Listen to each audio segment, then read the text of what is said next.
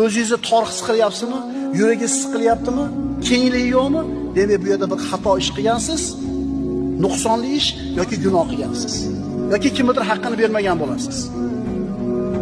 Bu sabab tavba va xatoni to'g'rilashni taqozo qiladi.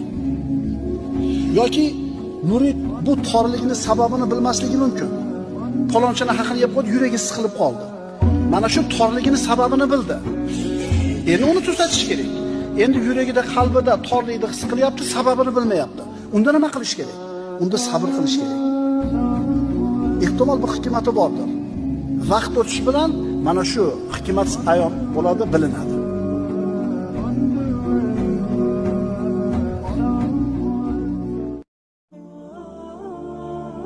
Assalomu alaykum kanalimiz aziz kuzatuvchilari.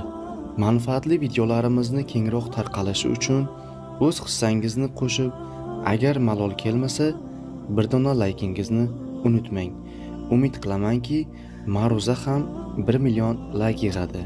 Qayerdagi yarim yalang'och videolar million layk yiqqanda, nega foydali ma'ruzamiz 1 million layk yig'masin?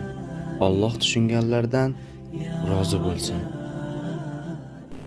Birodar, Alloh azza va jalla agar sendan biror narsani olib qo'ysa, bilginki, uni o'rniga undan yaxshiroq narsani beradi. Aniq ishongin. Sendan bir narsani olib qo'ydi, demak Alloh senga bundan yaxshiroq narsani beradi. Alloh hech qachon qarzdor bo'lib qolmaydi. O'zi sendan olib qo'yilgan shu narsani kim beradi senga o'zi? Alloh beradimi? Ha? Xotirjam bo'l. Olib qo'ydimi? Demak o'rniga bir narsa beradi. Bu bilan seni sinamoqchi Alloh. Faqat sen mana shu boshingga kelgan makruh ishga rozi bo'l, shukr keltir va savob umid qil. Shunda undan yaxshisini olasan. Payg'ambarimiz sollallohu alayhi vasallam mana hadis qudusiyda Robbisidan rivoyat qilib aytadi. Alloh subhanahu va taolo aytadiki: "Man akhadtu habibatayhi fa sabara awwadtuhu minhumal janna." Qaysi bir bandadan ikki habibasini olib qo'ysam, ikkita ko'zini olib qo'ysam, ya'ni ko'r qilib qo'ysam, bas sabr qilsa, u ikkisining o'rniga jannatni evaz qilib beraman. Ya Alloh, bu ko'zni o'zi beruvdi. Nabiy sallallohu alayhi vasallam oldiga bir kishi kelib, "Ya Rasululloh, duo qiling, ikkala ko'zim ochilsin." Ko'r odam edi. Payg'ambarimiz aytdilar: "Xohlasang duo qilaman, ochiladi. Xohlasang sabr qilasan, jannat seniki bo'ladi" dedi. Haligi odam ikkinchisini tanladi. Faraz qiling, agar ko'zim ochilsin deb duo qilganda nima bo'lardi? 60 yil yashardi, 70 yil yashardi, o'lar edi. Lekin jannatni kafolati bo'larmidi? Demak, Alloh taolo siz bilan bizdan bizga yoqqan bir narsani olib qo'ysa, bizga yoqmaydigan bir narsani berib qo'ysa, bilingki, bu siz bilan biz uchun Alloh taoloning in'omi. Agar rozi bo'lsak, shukr keltirsak, savob umid qilsak. Yana Alloh azza va jalla aytadi hadis qudusiyda: "Man salabtu safiyahu min ahli dunya." Qaysi bir bandadan uning shu dunyodagi do'stini olib qo'ysam, yaqin do'sti vafot etdi. Alloh olib qo'ydi. Thumma ihtasaba awwadtuhu minal janna. Mana shu yaqin do'stidan ajraganligi uchun Allohdan savob umid qiladigan bo'lsa, Alloh unga mana shu do'stining evaziga jannatni beradi. Robbimizning mehribonligini ko'ryapsizlarmi? Ey Xudo, men senga nima yozuvdim? Ey Xudo, qaysi qilgan gunohim uchun? Akalar, bu kufrona so'zlar. Bu kufrga olib borib qo'yadigan so'zlar, ehtiyot bo'lishlik kerak. Gohida Alloh bir bandani ana shu ko'zini, qalbini quvonchi bo'lgan farzandini olib qo'yadi. Musibatmi? Musibat. Shunda Alloh taolo farishtalarga aytadi. Payg'ambarimiz sollallohu alayhi vasallam aytadilar: "Va idza mata waladul abdi." Agar bir bandaning farzandi vafot etsa, qolallohu azza va jalla lil malaikati. Alloh azza va jalla malaikalarga aytadi: "Qabatum walada abdi." Malaikalarga meni bandamni bolasini qabz qildinglarmi? Fayaquluna na'am, ular ha deyishadi. Fayaqulu qabattum samarata fuadihi. Uni dilini, mevasini qabz qildinglarmi? Ular ha deydi. Fayaqulu mada qala abdi. Bandam nima dedi? Farishtalar aytadi: hamidaka wastarja'a. Senga hamd aytdi va istirjo qildi. inna lillahi va inna ilayhi rojiun dedi. Fayaqulullohu azza va jalla ubnu li abdi baytan fil janna va sammuhu baytal hamd. Bandamga jannatda bir uy bino qilinglar va uni hamd uyi deb nomlanglar dedi. Termiziy rivoyat. Ko'zini olib qo'ysa, Alloh jannatni beryapti. Dunyodagi yaqin do'stini olib qo'ysa, Alloh o'rniga evaz qilib jannatni beryapti va ko'zini quvonchi, qalbini chechagi bo'lgan farzandini Alloh jonini olib qo'yganda, banda alhamdulillah, Allohning qazosi, inna lillahi va inna ilayhi rojiun deb rozi bo'lsa, sabr qilsa, savob umid qilsa, jannat evaz qilib berilyapti, birodarlar. Xo'p, bu yerda ko'zi yo'qoldi bittasini. Bittasini yaqin do'sti yo'qoldi, bittasini farzandi yo'qoldi. Endi undan yangiroq musibatlar bor. Innalloha azza va jalla yaqul: "Idza batalaytu 'abda min 'ibadi mu'minan fahamidani 'ala ma batalaytuhu fa innahu min marja'ihi ka yawmi waladatu ummuhu min al-khotaya." Alloh azza va jalla aytadi, agar mo'min holdagi bandalarimdan birini kasallikka mubtalo qilsam, musulmon bandamni kasallikka mubtalo qilsam, u men bergan mana shu kasalga shukr qilsa dardga, modomiki to'shagida bo'lar ekan, xatoliklaridan onasi tuqqan kunidagidek bo'lib turadi deyapti. Tushunyapsizmi? Sizga yetgan kasal, siz agar bunga bu musibat sizga dard berdi, sog'ligingizni olib qo'ydi, uni evaziga nima deyapti? Gunohlaringni kafforat qilaman deyapti. Bir narsangizni olsanglar, Alloh uniga bir narsa beradi. Iymoningiz komil bo'lsin, birodar. Yana davom etadi Alloh taolo. Ana qayyatu abdi hada. Men bandamni bunga bog'lab qo'ydim. Ya'ni to'shakka bog'lab qo'ydi. O'rnidan tura olmaydigan dard berib qo'ydi. Bir odam Alloh taolo dard berdi-da, yotib qoldi. O'rnidan tura olmaydi, qimilla olmaydi, to'shagi mixlanib qoldi. Mubtalo bo'ldi. Endi Alloh taolo aytayapti farishtalarga, mana shu bandam sog'lom bo'lgan paytda unga qanaqa ajr savoblar yozib qo'ygan edim, hammasini beringlar deydi. Gunoh qilmaydi, yotibdi, savob qila olmaydi ham yotibdi. Lekin mana shu kuniga rozi bo'lganligi uchun, Alloh uni sog'ligini olib qo'yganligi uchun evaz qilib, sog' bo'lib yurganda qanaqa savob qilishi mumkin edi? Shularni hammasini berib qo'ying deyapti. Birodar, xotirjam bo'l. Robbing sendan bir narsani olib qo'ygan bo'lsa, uni o'rniga undan yaxshiroq narsani beradi. Bu bizning e'tiqodimiz.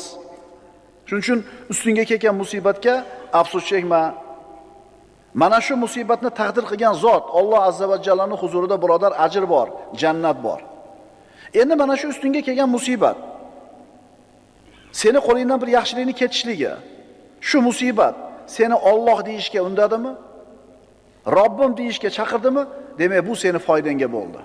Chunki birodarlar, ayrim odamlar ustiga musibat kelsa yoki bir yaxshiligidan ajrab qolsa, pulidan ajrasa, bolasidan ajrasa, sog'ligidan ajrasa, bu musibat uni Allohga yaqin qilmasdan uzoq qilib yuborishi ham mumkin-da. To'g'rimi? O'shuning uchun kasal ko'rgani borgan paytda bir odam Alloh sabr bersin, inshaalloh gunohlarga kafforat, Alloh taolo bundan kattaroq xayriyatlarni beradi deyish kerak, ko'nglini ko'tarib ketish kerak. Imom Tabaroniy rahimahulloh Mo'jamul Sag'irda 3 kun kasal bo'lib yotishlik, gunohlardan tozalanishlik, onadan yangi tug'ilgandek bo'lib oyoqqa turishlikka sabab bo'ladi ma'nosida quyidagi hadisni keltiradi. Payg'ambarimiz sollallohu alayhi vasallam aytadilar: "Iza marizal abdu thalathata ayyam." Agar bir banda 3 kun bemor bo'lsa, kasal bo'lsa, kharaja min zunubihi ka yawmi waladathu ummuhu. 3 kun kasal bo'lib yotsa, xuddi gunohlaridan onasidan tug'ilgan kundek pok bo'lib chiqadi. Gunohlaridan onasidan tug'ilgan kundagidek pok bo'lib chiqadi. 3 kun oromingizni olib qo'ydi-da Alloh taolo. 3 kun tinchligingizni, 3 kun sog'ligingizni olib qo'ydi-da. Uxlay olmadingiz, qiylandingiz, bezovta oldingizmi? O'rniga Alloh taolo nima beryapti? Kafforatni beryapti gunohlaringizga. Shuning uchun musibatlarga yo'liqqan, balo ofatlarga uchragan o'zining avliyolarini Alloh subhanahu va taolo Firdavs jannatida ikrom qiladi. Astagfirullah. Salamun alaykum bima sabartum fa ni'ma uqbaddar. Jannatga kirganlarida ularga aytilinadi: sabr toqat qilib o'tganlaringiz sababli endi bu jannatlarda sizlarga tinchlik, osoyishtalik bo'lgan. Sabr qilganinglar uchun, Shu'abul iymondan keltiriladi. Man marida laylatan, kim bir kecha bemor bo'lsa, fasobara va radiya biha anillah, bir kecha kasal bo'ldi, sabr qildi va rozi bo'lsa Alloh taolodan, xaraja min zunubihi kayawmi waladathu ummuhu, gunohlaridan xuddi onasi tuqqan kunidek pok bo'lib chiqadi. Ikkala ko'zini olib qo'ysa, rozi bo'lsa, shukr keltirsa, savob umid qilsa, jannat bor. Yaqin do'stini olib qo'ysa, sabr qilsa, rozi bo'lsa, shukr keltirsa, jannat bor. Bolasini olib qo'ysa, sabr qilsa, shukr keltirsa, rozi bo'lsa, jannat bor. Hatto sog'ligini olib qo'ysa, enasidan tug'ilgandek pokiza bo'lib chiqadi, deyapti. Demak, Alloh taolo bir dard berganda mo'min bandasiga unga yaxshilikni beribdi-da. Biz ustimizga kelayotgan makruh narsalar, mana shu musibatlarning evaziga ustimizga keladigan boshqa bir yaxshiliklarga qarashimiz kerak. Astagfirullah. Allazina idza asabatuhum musibatun qalu inna lillahi va inna ilayhi rojiun. U shunday bir Allohning solih bandalariki, ularning ustilariga musibat kelganida nima deyshadi? Inna lillah. Albatta biz Allohning mulkimiz va inna ilayhi rojiun. Va albatta Allohning huzuriga qaytib boramiz deydi. Endi Alloh aytayapti ular haqida. Ulayka alayhim salavatun min robbihim va rahma. Ana o'shalarga Parvardigori tomonidan salovat, mag'firat va rahmat bor. Va ulayka humul muhtadun. Va ana o'shalar to'g'ri yo'lni topgan kishilar. Ma'qulmi? Alloh sendan bir narsani olib qo'ydimi? Rozi bo'l. Shukr keltir. Savob umid qil, Alloh undan yaxshiroq narsani beradi. Shuning uchun musibatga uchraganlarga tabriklar bo'lsin. Agar iymonida sabr, rozi, shokir holda tursa, balo ofatlarga duch kelganlarga bu bashorat muborak bo'lsin. Agar rozi bo'lsa, shukr keltirib savob umid qilsa. Chunki bu dunyo umri qisqa, birodarlar. Uni xazinasi ham, huzur halovati ham past. Oxirat ham yaxshiroq, ham boqiyroq. Kim bu dunyoda bir musibatga uchrasa, agar biz aytgandek rozi bo'lsa, shukr keltirsa, sabr bo'lsa, albatta mukofotini oladi. Kim bu dunyoda mashaqqat cheksa, u dunyoda albatta rohatni topadi. Ammo mana shu haqiqatdan uzoq bo'lgan, faqatgina dunyodagi hayotni o'ylagan, oxiratda esdan chiqargan, dunyoga oshiq bo'lganlar, dunyoga suyanganlar, bular dunyodan nasibasi tugab, undan rohatlari uzilib to'xtab qolishi ularga og'ir bo'ladi. Ularning qalbiga qattiq botadi. Nima uchun? Chunki oxiratdan umidi yo'q bularning. Oxiratdan umidi yo'q. Shuning uchun musibati katta bo'ladi, qiyinchiligi ulkan bo'ladi. Nima uchun? Ular rozi bo'lmadi, shukr keltirmadi, savob umid qilmadi. Ey Xudo, qasd qilgan gunohim uchun dedi bular. Ey Xudo, men senga nima yozuvdim deydi. Chunki bunaqa odamlar faqat oyog'ini tayini o'ylaydi. Faqatgina o'tkinchi, arzon, past bo'lgan shu dunyodan boshqa narsani ko'rishmaydi. Shuning uchun boshiga musibat kelgan, biror narsasini yo'qotgan inson aniq bilsin. Evaz Allohdan. Evaz Allohdan. Alloh bir narsani oldimi, undan ko'ra yaxshiroq narsani senga beradi. Musibatga uchragan birodarim, qaraganda natija qanday bo'ldi. Faduriba baynahum bisurin lahu babun batinuhu fihi rahma va zohiruhu min qibalihi al-azab. So'ng ular bilan mo'minlarning o'rtasiga darvozali bir devor urilurki, uning ichida rahmat, jannat, tashqarisida, oldida esa azob, do'zax bo'lur. Allohning huzuridagi narsa ham yaxshiroq, ham boqiyroq, ham buyuk, ham oliyroq. Birodar, Robbing senga yoqadigan biror narsani olib qo'ysa, aniq ishonginki, o'rniga Alloh undan ko'ra yaxshiroq narsani beradi. Agar rozi bo'lsang, shukr keltirsang, savob umid qilsang. Iymon, birodarlar, bu baxt degani. Haqiqiy baxtsiz insonlar kimlar? Haqiqiy baxtsiz insonlar iymon xazinalaridan, ishonch zahiralaridan mahrum bo'lgan muflislar. Muflis degani nima degani edi? Muflis degani bankrot degani, hech narsasi yo'q odam degani. Bundaylar dunyoda yasharkan doimiy suratda hayotdan norozi bo'ladi. Doim g'azablangan bo'ladi, baxtsiz bo'ladi, doim xorlikda bo'ladi. Hayotidan doim shikoyat qiladi. Chunki ular iymondan yuz o'girishgan. Iymoni bor odam hayotidan shikoyat qilmaydi. Chunki unga shu kunni bergan Alloh subhanahu va taolo taqdirga yozgan ish bo'lyapti. Mo'min odam qazoy qadarga rozi bo'ladi. Alloh berdimi shu kunni, alhamdulillah deydi. Mana shu iymoni kuniga rozi bo'lishlikka sabab bo'ladi, roziligi esa uni baxtli bo'lishiga sabab bo'ladi. Birodarlar, baxt bu insonning o'zini hayotidan roziligi. Baxt kuningizdan rozi bo'lishligingiz. Alloh azza va jalla mana shu iymondan yuz o'girganlar haqida nima deydi? Estaizu billah: "Va man a'rada an zikri fa inna lahu ma'ishatan donka." Mana shu qonun hayotda ishlaydigan. Kim mening eslatmamdan yuz o'girsa, albatta u uchun tang, baxtsiz hayot bo'lur. Bu qonun. Eslatmamdan yuz o'girsa, donka degani torlik degani, tanglik degani. Juda ham bir qattiqlik, qiyinchilik degani. Iymondan yuz o'girgan insonning hayoti shunaqa bo'ladi, garchi dunyosi juda ham katta bo'lsa ham. Garchi qo'lida shuncha katta bor moli davlat bo'lsa ham, iymon bo'lmaydigan bo'lsa, bu insonning hayoti tang bo'lishigini Alloh taolo aytayapti. Birodarlar, eslatmadan yuz o'girgan odam albatta tang hayot bilan kun kechiradi, baxtsiz bo'ladi. Buni Alloh subhanahu va taoloning o'zi aytayapti. Eslatma bu din, eslatma bu iymon, eslatma bu hidoyat. Bu qonun. Va man a'rada an zikri fa inna lahu ma'ishatan donka. Kim mening eslatmamdan yuz o'girsa, bas uning uchun tang hayot bo'lur. Ko'p qaytaramiz bu oyatda. Yodlab olinglar. Odam alayhissalom jannatdan yerga tushdi, qilgan xatosi tufayli. So'ngra Alloh taolo nima dedi? Faman tabi'a hudaya fala yadhillu va la yashqa. Yerga tushdi odam alayhissalom o'zining ayoli Havvona bilan, iblis ham tushdi. Mana bir-biriga dushman bo'lib tushdi. Endi Alloh hukmini aytdi. Bas mening hidoyatimga kim ergashsa, mana shu odam yo'ldan ozmaydi, baxtsiz bo'lmaydi. Qaranglarda, kimning baxtli bo'lishligi Odam alayhisalom yerga tushgan paytda aytib qo'yilgan formulasi. Kim meni hidoyatimga ergashsa, adashmaydi va baxtsiz bo'lmaydi. Baxt bu hidoyat. Haqiqiy hayot bu iymon, birodarlar.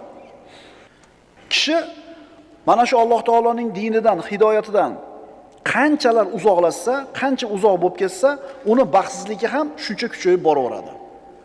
Xuddi yonib turgan bir o'tni oldiga kelgan sari issig'i tegadi, uzoqlashganingiz sari u issiq, yorug' sizdan uzoq bo'lib, qorong'ida, sovuqda qolib ketganingizdek, hidoyatdan qancha uzoq bo'lsangiz, baxtsizligingiz shuncha kattayib boradi. Endi umuman Allohni tan olmaydiganlarning ahvolini tasavvur qilib ko'ringlar.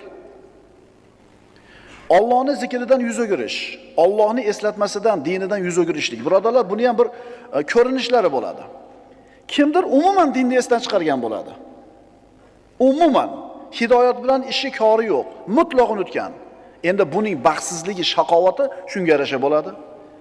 Yana kimdir dindan unchalik uzoqlashmagan. Aqidasini biladi, Allohning yakkaligini biladi. Qiyomatda hisob kitob borligini biladi, ammo shariatning hukmlariga beparvo. Namoz o'qimaydi, roza tutmaydi, yolg'onni ko'p gapiradi. Endi buning shaqovati shunga yarasha. Qonun. Kim meni eslatmamdan yuz o'girsa, bas albatta u uchun tang baxtsiz hayot bo'lur. Atrofimizdagi odamlarga bir qaraylik-da, o'zini musulmonman deyotgan, kalima go'yman deyotgan, ahli qiblaman deyotgan odamlar. Ularni kuzatsak nimaga guvoh bo'lamiz? Ana shu birodarlarimiz ham baxtli bo'laman deb yurishibdi, nimalardir qilyapti. To'g'rimi? Dunyo matosi ko'p bo'lsa, pulim ko'p bo'lsa, baxtli bo'laman deb o'ylayapti. Aksar odamlarning kallasidagi tushuncha shunaqa. Uni baxtli bo'lishligi nimaga bog'liq? Faqat pulga bog'liq. Shu tasavvur to'g'rimi? Shu tushuncha qayerdan kelib qoldi bizga? Robbimiz Alloh azza va jalla Odam alayhisalom yerga tushirib, meni hidoyatim keladi, kim ushasa adashmaydi, baxtli bo'ladi, baxtsiz bo'lmaydi deb turgan bo'lsa. Qarangda, Alloh taolo meni eslatmamdan yuz o'girganni hayoti tang bo'ladi deyapti. Bu deganichi, albatta kasal bo'ladi, albatta kambag'al bo'ladi, dunyosi qo'lida bo'lmaydi degani emas. Inson sog' bo'lib turib, qo'lida millionlari bo'lib turib ham tang hayot kechirishi mumkin. Ma'qulmi? Ha, buni muqobilida ikkinchi oyat bor. Man amila solihan min zakarin aw unsa. Erkakmi, ayolmi, mo'min bo'lgan holida solih amal qilsa, falanuhyiyannahu hayatan tayyiba deydi Alloh. Biz unga pokiza hayotni beramiz deydi. Endi pokiza hayot degani albatta boy bo'ladi, sog'lom bo'ladi, sefarzand bo'ladi emas. Kambag'al bo'lib turib ham pokiza hayot kechirishi mumkin inson. Farzandi yo'q bo'lib ham pokiza hayot kechirishi mumkin. Mana shu dunyo matohi qo'lida bo'lmay turib ham inson saodatli yashashi mumkin. Qachon? Allohni eslatmasdan yuz o'girmagan bo'lsa. Shuning uchun bugungi darsimizning mavzusi hayot nima ekan? Iymon ekan. Iymon bu hayot degani. Mo'min kishi bunaqa torlikda yashamaydi. Chunki Robbisiga iymon keltirgan bo'ladi, qalbi doim keng bo'ladi. Mana Banu Isroil payg'ambarlar tarixiga murojaat qilamiz. Ana shu 600 ming yoki undan ko'proq bo'lgan yahudiylarni bir necha asrlik qullikdan Musa alayhisalom yetalab olib chiqib ketdi. Dengizning oldiga borishganida orqa tomondan Fir'avnning qo'shini keldi. Shunda qalbi Allohdan uzoq bo'lgan, iymoni zaif kishilar nima deyishdi? Inna la mudrakun, bo'ldi, yetib kelishdi. Tamom bo'ldik, tugadik deyishdi. Lekin Musa alayhisalom nima dedi? Kalla inna ma'iya robbi sayahdin. Yo'q, Robbim men bilan albatta yo'l ko'rsatadi.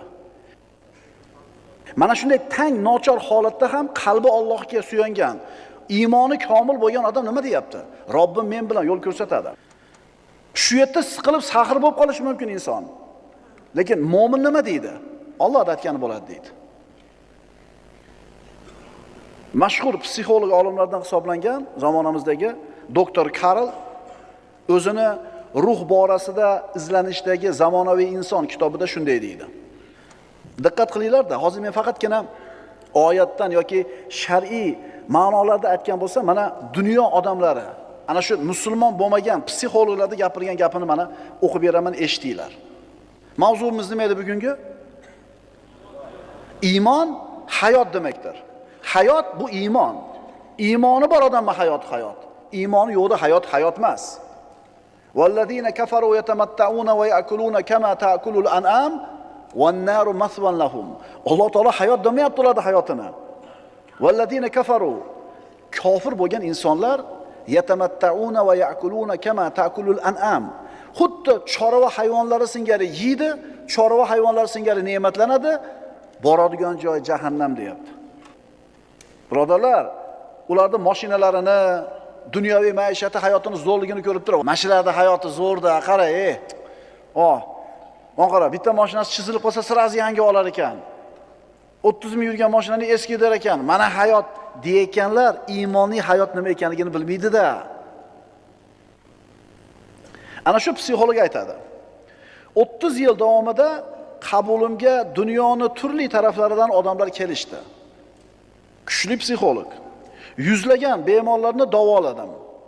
Ularning ko'pchiligi o'rta yosh, ya'ni 35 dan yuqori edi. Ularning orasida o'z muammosini diniy asosda hal qiladigan bironta ham odam yo'q edi.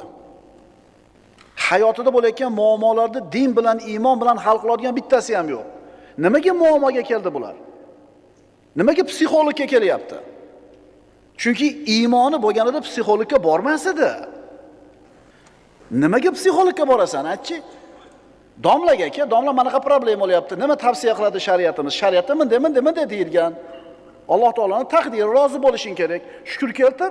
Alloh taolo senga musibatni bir narsani olib qo'ygan bo'lsa, Alloh undan kattani kechagi evaz Allohdan ana psixologi. Mana endi dunyoda ko'zga ko'ringan psixolog aytayaptiki, ana shu yuzlagan odamlarning aksariyat 35 dan tevada, o'rta yoshdagi, rosa kuch-quvvatga to'lgan payti, ularning ichida birontasi ham yo'q. Iymon bilan muammosini hal qiladigan. Yana bu psixolog aytadi. Shuni aytish mumkinki, bularning barchasi kasal. Chunki ular din, iymonli insonlarga ato qilgan narsani yo'qotishgan. Haqiqiy iymonni tiklab olmagan kishi aslo shifo topa olmaydi. Haqiqiy iymonni topmagan, tiklamagan odam shifo topa olmaydi, deyapti. Bizda bormi haqiqiy iymon? Bizda susayib turadi. Domlalar gapirganda zo'r bo'lib qolamiz. 3-4 kun o'tgandan keyin susayib ketadi. Va bu normalniy odamlar shunaqa bo'ladi o'zi. Chunki Nabiy sallallohu alayhi vasallam oldiga Hanzala roziyallohu anhu bilan Abu Bakr Siddiq kelishgan. Siz oldingizda boshqacha olamiz, uyimizga borganda boshqacha bo'lib qolamiz deganda payg'ambarimiz aytganlar, "Valakin sa'atan fa sa'atan." Agar meni oldimdagi holat bilan ko'chada yura olganinglarda, iymoni shunday bir cho'qqisiga chiqqan holatda, farishtalar ko'zingizlarga ko'rinar edi va qo'lingizlarga qo'llarni berib ko'rishar edi. Lekin gohida unday, gohida bunday bo'ladi dedi. Demak, psixologini gapini qarang. Inson haqiqiy iymon degan narsaga ega bo'lmasdan turib, shifo topa olmaydi deydi. Oyatni qaytaramiz. Astagfirullah. Va man a'rada an zikri fa inna lahu ma'ishatan donka. Kim mening eslatmamdan yuz o'girsa, bas albatta uning uchun tang, baxtsiz hayot bo'lur dunyoda. Va nahshuruhu yawmal qiyamati a'ma. Oxiratda uni ikkala ko'zini ko'r qilib tiriltiramiz deydi. Oyatni o'qiymiz. Sanulqi fi qulubil ladina kafaru ru'ba bima ashraku billah. Allohga sherik qilganlari sababli kofirlarning dillariga qo'rquv solajakmiz. Qarang, Allohga shirk keltirgan, Allohga iymon keltirmagan kofirlarning qalbiga Alloh qo'rquv solib qo'yadi. Doim qo'rquvda. Globalniy potrebleniya qo'rquv. 12 qo'rquv. Yana nima qo'rquvlar bor? Dollarning kursi, koronavirus, yana nimalar bor? Bular doim qo'rqib yashaydi. Mo'min nima deydi? Hasbunallohu va ni'mal vakil deydi. Peshanamizga yozganidan oshchasi bo'lmaydi deydi. Ishonib aytyapsanmi faqat shu narsani? Yuragingni tag-tagidan aytyapsanmi shu narsani? Yozilgan bo'lsa, qayoqqa qochay? Yozilmagan bo'lsa, nimadan qo'rqay? Agar mana shu iymon sizning qalbingizda bo'lsa, siz baxtli insonsiz. Pulingiz qanchaligi muhim emas bu yerda. Oyatni o'qiymiz. Kim meni eslatmamdan yuz o'girsa, bas uning uchun tanglik hayoti bo'lur va biz uni qiyomat kunida ko'r holda tiriltirurmiz. Mana endi dunyoda tang hayot kechirib, ezilib, bo'g'ilib, pachag'i chiqib yashagan odam qiyomat kunida ko'r bo'lib tirilib turib aytadiki, "Qala robbi lima hashartani a'ma va qad kuntu basira." Parvardigor, nimaga meni ko'r qilib tiriltirding? Men ko'rardim-ku dunyoda. Alloh javob beradi. Qala kadhalika atatka ayatuna fanasitaha va kadhalika al-yawma tunsa. Alloh aytdi. Shunday. Biz senga bizning oyat mo'jizalarimiz kelganida ularni unutding. Bugun sen ham ana shunday unutilursan. Allohni unutuvdi, Alloh ham qiyomatni unutib qo'ydi. Alloh aytibdi davomida, haddan oshgan va Parvardigorining oyatlariga iymon keltirmagan kimsalarni mana shunday jazolaymiz. Dunyoda tang hayotni beramiz. Oxirat azobi esa shak shubhasiz qattiqroq va uzunroqdir. Xulosalaylik. Demak, iymon bu hayot. Iymon bu hayot. Hayot bu iymon. Iymoni yo'q odamning hayoti hayot emas. Iymonsiz odamlarning hayotini Alloh taolo hayvonlarning hayotiga o'xshatyapti. Kim Allohning eslatmasidan, dinidan, shariatdan yuz o'girsa, uni bu dunyodagi hayoti tang bo'ladi. Muhim emas puli qanchaligi. Qalbdagi g'amni, qayg'uni, iztirobni, xavotirni faqat va faqat iymon ketkiza oladi. Birodarlar, nafsni faqat iymon poklaydi. Iymon xursand qiladi. Iymonsiz hayotda ta'mi yo'q. Faqat inson hayotda iymoni bilan saodat topadi. Xulosa, haqiqiy saodatni topish uchun insonga iymon kerak. Agar inson Allohni tanimasa, iymon keltirmasa, Rob deb bilmasa, dunyoni mashaqqatlari, kishanlari, zulmat, falokatlardan qutulishni yagona yo'l birodarlar, o'zini qatl qilish deb tushunadi. Shayton keladi-da, qarz bo'lib qoldi, o'zingni o'ldirsang qutulasan deydi. Bir tuhmatga qoldi, bo'xtonga qoldi, musibatga qoldi. Xullas, boshiga bir sinov kelganda, shat o'ldirib olsang qutulasan deydi. Inson Robbisini tanimasa, iymon keltirmagan bo'lsa, uni hayotida ustiga kelayotgan mashaqqatlar, zulmatlar, falokatlardan qutulishni bitta yo'li bor, o'zini qatl qilish deb biladi. Shuning uchun qaranglar-da. Mana shu suitsid deyiladi, inson o'zini o'zi qatl qilishi. Mana shu statistikani qaraydigan bo'lsangiz, birinchi o'rinlarda ana shu g'arb mamlakatlari turadi. Musulmon mamlakatlarda qarasangiz oxirida turadi. Endi ana shu birinchi o'rinda turgan g'arb mamlakatlarining ichida ham Skandinaviya o'lkalari turadi. Yevropani turmush tarzi balandmi? Ana shu Yevropaning o'zini hisob-kitobi bo'yicha ham, o'lchovi bo'yicha ham o'sha Shvetsiya, Finlandiya, Norvegiyalar eng boy mamlakat hisoblanadi. Bekarchilari 700 ming dollardan pasobiya oladi. Zo'r ekan-a? O'sha borgan ukalarimiz aytib bergan, magazinga kirib shokolad ochib yesangiz, qonni ochib desangiz pul olmas ekan. Zo'r ekanmi? Yesiz indamas ekan. Shu darajada zo'r. Endi mana shunaqa turmush tarzi baland bo'lgan shu yurtlarda o'zini o'zi o'ldirganlarning soni boshqa mamlakatlardan ancha baland. Demak, birodarlar, saodat bu magazinda to'ldiriligi-yu, oylikning kattaligi emas. Iymon ekan. Iymon ekan. Iymon hayotdir. Hayot iymondir. Iymonsiz hayot baxtsizlikni naq o'zi. Allohning manhajidan chiqib ketgan dinsizlar doim mehnat, mashaqqat ostida bo'ladi. Qo'rquv, vahima soyasida bo'ladi. Tushkunlik va umidsizlik soyasida umr kechiradi. Ular hammani shunaqa deb o'ylashadi hayotini. Hayotni shundan iborat deb bilishadi. Alloh taolo aytadi ular haqida. Astagfirullah va nuqallibu afidatahum va absarahum kama lam yu'minu bihi awwala marra va nadaruhum fi tughyanihim ya'mahun. Xuddi avval boshda iymon keltirmaganlari kabi dil va ko'zlarini aylantirib qo'yurmiz va o'z tug'yonlarida adashib, uloqib yurgan hollarida tark qilurmiz.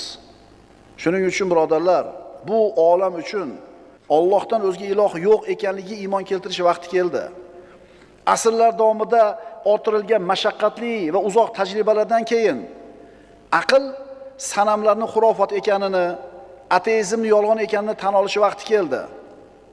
Anbiyolar to'g'ri so'z, Alloh taoloning haq ekanini tan olishi vaqti keldi. Mulk-u saltanat faqatgina Allohning ekanini tan olishi vaqti keldi. Alloh har narsaga qodir ekanligini tan olishi vaqti keldi. Bu olam, bu insoniyat Allohga suyanishligi kerak. Qoida. Seni saodating, xotirjamliging va rohating iymoningning quvvati yoki zaifligiga qarab bo'ladi. Iymoning qancha quvvatli bo'lsa, saodating, xotirjamliging, rohating ham shunchalik quvvatli bo'ladi. Agar zaif bo'lsa, zaif bo'ladi. Mana endi bu oyatning muqobilidagi ikkinchi oyat. Kim meni eslatimdan yuz o'girsa, unga tang hayot bo'ladi. Endi buni muqobilida. Astagfirullah. Man amila solihan min zakarin aw untha wa huwa mu'minun falanuhyiyannahu hayatan tayyiba wa lanajziyannahum ajrahum bi ahsani ma kanu ya'malun. Erkakmi yo ayolmi, kimda kim mo'min bo'lgan holida biron yaxshi amal qilsa, bas biz unga pokiza hayot ato eturmiz va ularni o'zlari qilib o'tgan amallaridan chiroyliroq ajr savoblar bilan mukofotlaymiz. Demak, saodat topishlikning eng asosiy sharti Allohga bo'lgan iymon.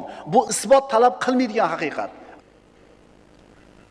Ammo Allohga iymon keltirmagan, Allohga ishonmaydigan odamlarga, bunaqa xazinaga ega bo'lmagan odamlarga saodatga olib boradigan har qancha sabablar o'rgatsang ham, har qancha ma'lumotlarni bersang ham, har qancha maslahatni ko'rsatsang ham, ularga buni foydasi bo'lmaydi.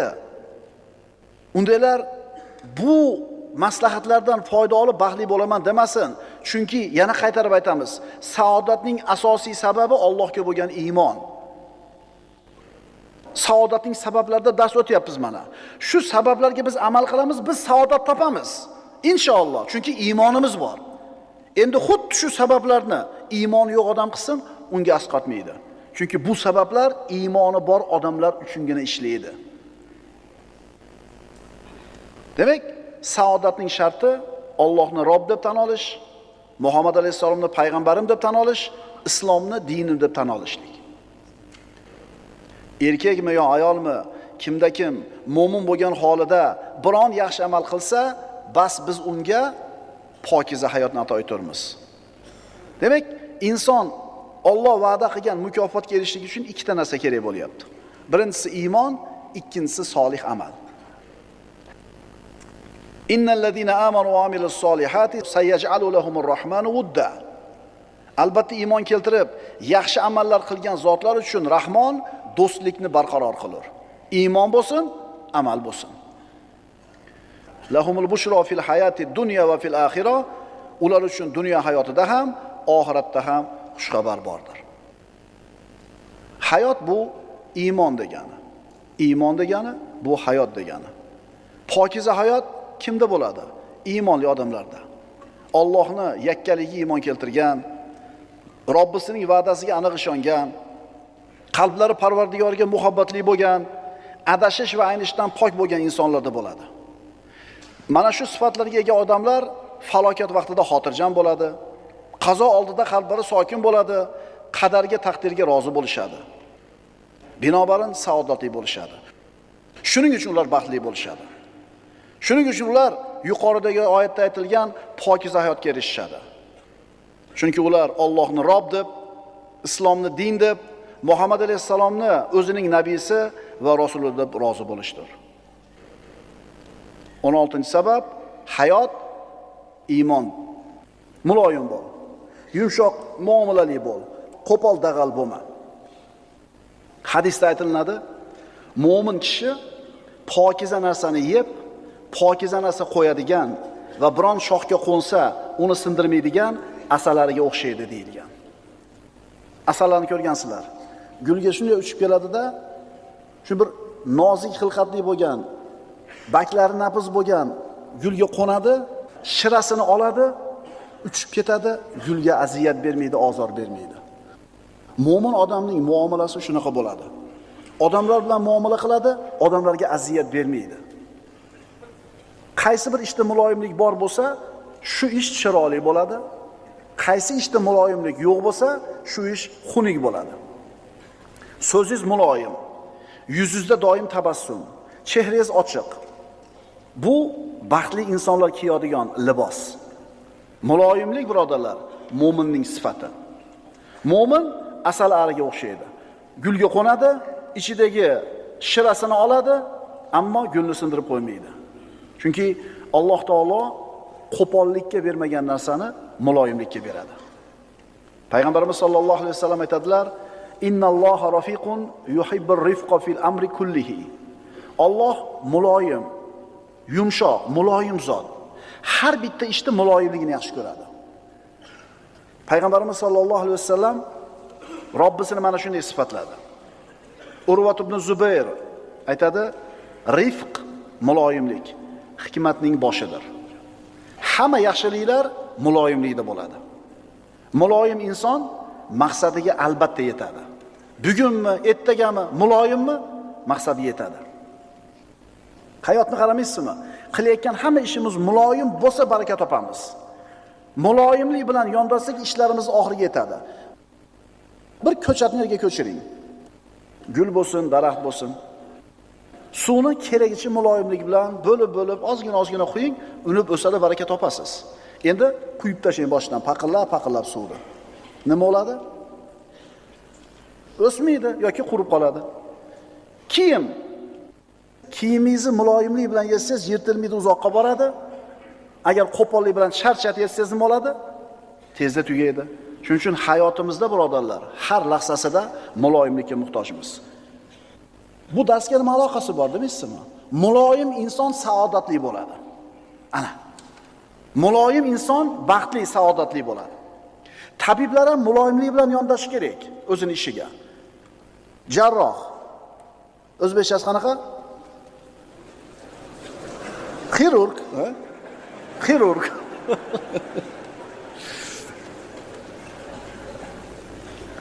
Agar jarroh qo'pollik qilsa, bemorni biror a'zosiga zarar yetkazib qo'yadi. Bir tomirini kesib qo'yadi, shol bo'lib qoladi.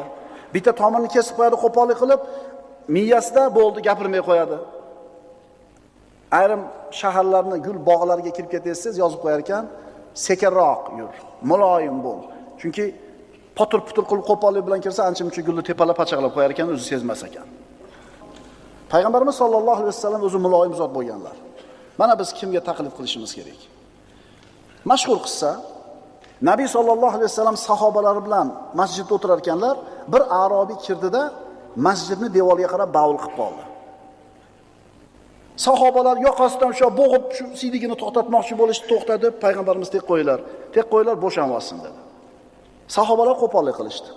Rasululloh muloyimlik qildilar.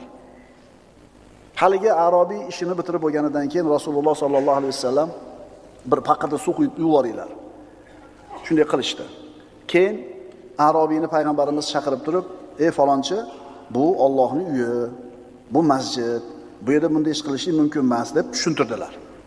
Mana shunday bir muloyim muomalani natijasi qanaqa bo'ldi? Ta'siri qanaqa bo'ldi bu Arobiyga? U dedi: "Ey Alloh" dedi. "Meni jannatga kirit, Muhammadni jannatga kirit, boshqa hech kimni jannatga kiritma" dedi. Muloyimlik. Birodarlar, muloyim kishini hamma yaxshi ko'radi. Qalblar muloyim insonlarga bog'lanadi. Alloh azza va jalla Rasulullohni maqtab nima dedi? Rasulullohning atrofida sahobalar nima uchun jamlanganligini tushuntirdi bizga. Astagfirullah, fabima rahmatin minallohi lintalahum. Alloh tomonidan bir marhamat sababli o'zingizga sahobalaringizga muloyim bo'ldingiz. Demak, Rasulullohning muloyim bo'lishligi Allohning sahobalarga bergan rahmati edi. Walau kunta faddan ghalidal qalb lam faddu min hawlik. Ey Muhammad alayhisalom, agar siz qo'pol, qattiq dil bo'lganingizda edi, albatta atrofingizdan tarqalib ketishgan bo'lar edi. Demak, atrofimizda odamlar jamlanishligini, odamlar bizga ulfat bo'lishini xohlasak, buni siri bitta ekan. Nima ekan? Muloyim bo'lish kerak. Hammanglar ham amakilaringlar, tog'alaringlar bo'lgan ukalar. Qaysi tog'alarni yaxshi ko'rardinglar, qaysi amakilarni yaxshi ko'rardinglar?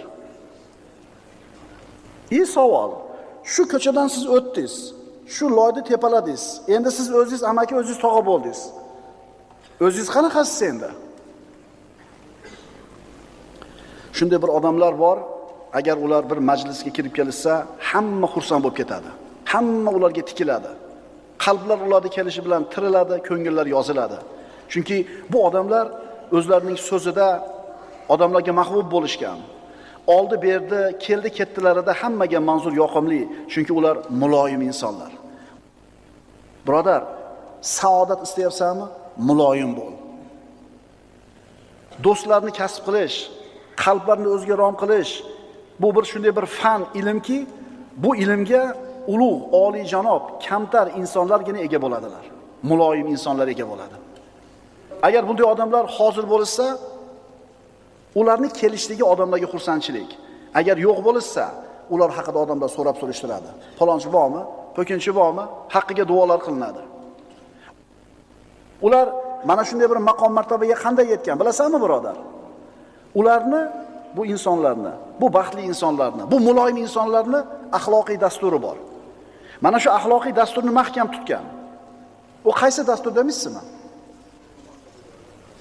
Idfa billati hiya ahsan fa idalladhi baynaka va baynahu adawatun ka'annahu waliyyun hamim. Mana shu oyatni o'zlariga nima qilgan? Dastur qilib olishgan ular. Oyatda shunday deyiladi. Siz har qanday yomonlikni eng go'zal so'zlar bilan daf qiling. Shunda banogoh siz bilan o'rtalaringizda adovat bo'lgan kimsa qaynoq do'st, sodiq do'st bo'lib qolur. Ya'ni bunday odamlar odamlardan keladigan aziyatlarga muloyimlik bilan javob beradi. Odamlardan kelayotgan noo'rin so'zlar, noo'rin muomalalarni yutadi, o'tkazib yuboradi. Chiroyli muomala qilib qo'yadi, natijada boyaga unga yomonlik qilayotgan, qo'pol gapirayotgan, dushmanlik qilayotganlar ularning do'stiga aylanadi. Yomonliklarni unutishadi, yaxshilikni eslab qolishadi. Ularga nisbatan noo'rin, qabih so'zlar aytiladi, ularning yonidan o'tib ketadi, ammo quloqiga kirmaydi. Borsa kelmas tarafga qarab ketaveradi. Mana shu dasturni ushlagan muloyim odamlar doim qalbi rohatda bo'ladi. Odamlar ulardan omonda bo'ladi. Musulmonlar ulardan salomat bo'ladi. Arabiy maqol: "Man lanat kalimatuhu wajabat mahabbatuhu." Kimning so'zi muloyim bo'lsa, uning muhabbati odamlarga vojib bo'ladi. Bu degani muloyim gapirgan odamni hamma yaxshi ko'radi degani. Siz holima yaxshi ko'rib qolasiz bu odamni muloyim gapirganligi uchun. Mana sahobalar nima qilishdi, Rasululloh nima qildilar? Kimni yaxshi ko'rib qoldi Arobiy? Abu Hamid G'azzoliy aytadi: muloyim so'zlar toshdek qattiq qalblarni yumshatadi. Qo'pol, dag'al so'zlar esa ipakdek muloyim qalblarni qotirib tashlaydi. Ali ibn Abi Talib aytadi, senga qo'pollik qilganga muloyimlik qilgin, shunda u ham senga nisbatan yumshaydi, muloyimlashadi. U ham xo'mrayib turadi, sen ham xo'mrayib turasan. O'sha birinchisi bilasizmi, assalomu alaykum deb qo'lni uzatsa, uyatganingdan ham assalomu alaykum deysan-da. Rasululloh sollallohu alayhi vasallam aytadilar, al-muslimu man salima al-muslimuna min lisanihi va yadihi. Haqiqiy musulmon kim?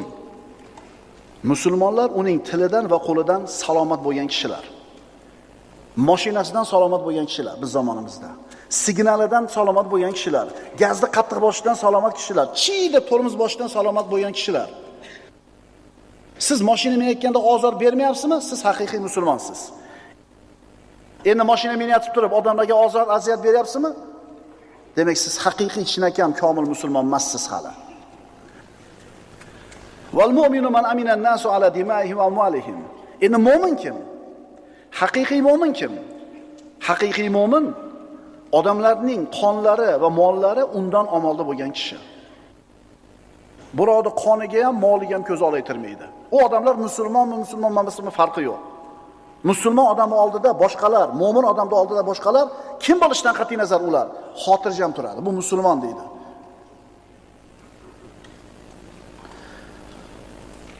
Hamma ishlar muloyimlik ustiga qurilgan.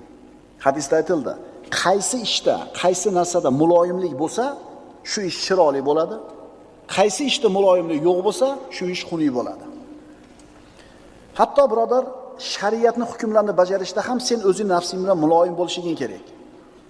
Chunki agar sen nafsingga muloyimlik bilan muomala qilmasdan qattiq shiddatni o'zingga odat qiladigan bo'lsang, sen shariat amallarini qilishdan to'xtab qolasan.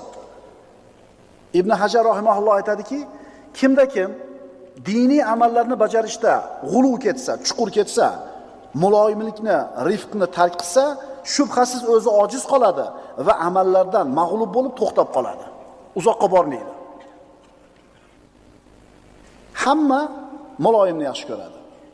Alloh azza va jalla hamma ishda muloyimni yaxshi ko'radi.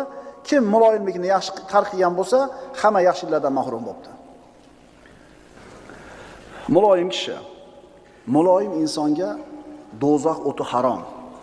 Birodar, agar sen Alloh tabiatini muloyim qilib qo'ygan bo'lsa, muloyimlik tabiatingga joylangan bo'lsa, sen katta bir xayriyatga ega bo'lsan. Payg'ambarimiz sollallohu alayhi vasallam aytadilar, Abdulloh ibn Mas'uddan, "Innama tahrumun naru ala kulli hayyinin layyinin qaribin sahli." Albatta dedilar Rasululloh, jahannam haromdir. Kim uchun?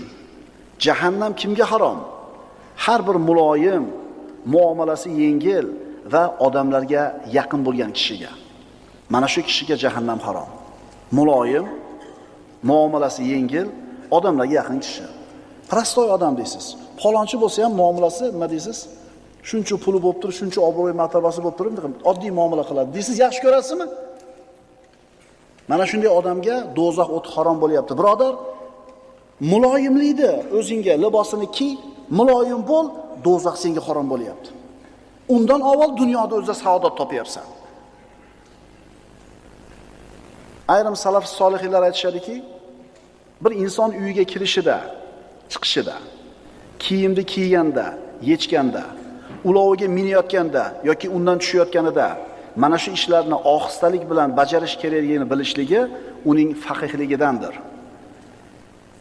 Mashina minishga ketyapti, sekin o'tiradi, sekin zavat qiladi, sekin yuradi, changitmaydi, changitib qo'yib turib, yana nima qilib qo'yadi, avval ekan yaqib qo'yadi, o'tib ketib turib. Ishlardagi shoshqaloqlik, qo'pollik foydani yo'qqa chiqaradi. Bunaqa yo'l ko'proq insonga zarar olib keladi. Agar sen nima ish qilishingda muloyim bo'lsang, o'zing ham rohat topasan, atrofingdagi qalblar ham xotirjam bo'ladi. Qoida: muloyimlik qalblarning kalitidir. Har qanday insonning qalbini muloyimlik bilan ochsa bo'ladi. Rasululloh boyaga Arobiyning qalbini ochganlaridek. Muloyimlik uni orqasida katta foydalar bor. Ba'zilarini aytib o'tamiz. Birinchidan, muloyimlik jannatga olib boruvchi amal. Ikkinchidan, kishining iymonini komilligi islomining go'zalligiga dalil. Uchinchidan, muloyimlik Allohning va bandalarning muhabbatiga erishishga sabab bo'ladi. To'rtinchidan, odamlar orasida mehr muhabbatni paydo bo'lishiga sabab bo'ladi. Beshinchidan, bandaning solihligi va axloqining go'zalligini dalilligi bo'ladi. Oltinchidan, gina kudurat va adovatni ko'tarilishiga sabab bo'ladi. Yettinchidan, bandaning ikki dunyoda baxtli bo'lishiga sabab bo'ladi. Ikki dunyoda. Sakkizinchidan, go'zal axloqli bo'lishga olib boruvchi sabab muloyimlik. To'qqizinchidan, inson yaxshiliklarga erishishning eng ishonchli yo'li. Ulamolar aytadi, kim Allohning bandalariga yumshoqlik qilsa, Alloh ham bu bandasi yumshoqlik qiladi. Kim Allohning bandalariga rahim qilsa, Alloh ham bu bandaga rahim qiladi. Kim Allohning bandalariga ihson qilsa, Alloh ham bu bandaga ihson qiladi. Kim Allohning bandalariga saxovat ko'rsatsa, Alloh ham unga saxovat ko'rsatadi. Kim Allohning bandalariga foyda keltirsa, Alloh unga ham foyda keltiradi. Kim odamlarning ayblarini satr qilsa, Alloh ham bu bandaning ayblarini bekitadi. Xullas, qoida. Allohning bandalariga qanaqa muomala qilayotgan bo'lsang, birodar, Alloh taolo ham senga dunyoda ham oxiratda ham xuddi shunaqa muomala qiladi. Dunyo oxiratda Alloh senga muloyim muomala qilishini xohlaysanmi? Birodar, muloyim bo'l. Banda odamlarga qanday muomala qilsa, Allohdan ham xuddi shu muomala keladi ikki dunyoda. Muloyim tabiatli, yumshoq so'zli insonlarga shu dunyoni o'zidayoq ato qilinadigan xotirjamlik, sakinat va osudalik bashorati bor. Oxiratda esa Robbilari huzuridagi ulkan ajr bashorati bor. Innal muttaqina fi jannatin va nahar fi maq'adi sidqin inda malikin muqtadir. Albatta taqvodor zotlar jannatlarda va daryolar ustida qodir podshoh huzuridagi rozi bo'lingan o'rinda maqomda bo'lur. Qoidalarimiz. Muloyimlik qalblarning kaliti. Muloyimlik Alloh va bandalarning muhabbatiga sabab. Muloyimlik siz bilan bizni maqsadimizga olib boruvchi eng ulug' sifatlardan. Bu dunyo qanaqa joy? Bu hayotda dunyo nima?